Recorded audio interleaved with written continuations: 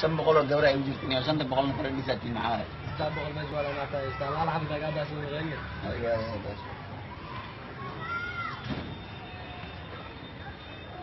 السلام عليكم صاحب ساعات جوارا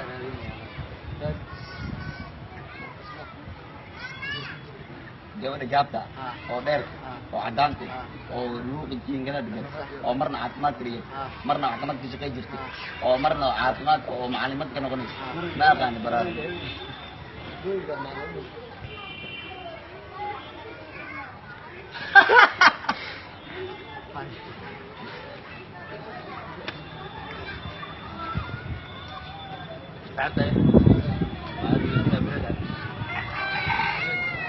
kan dheerka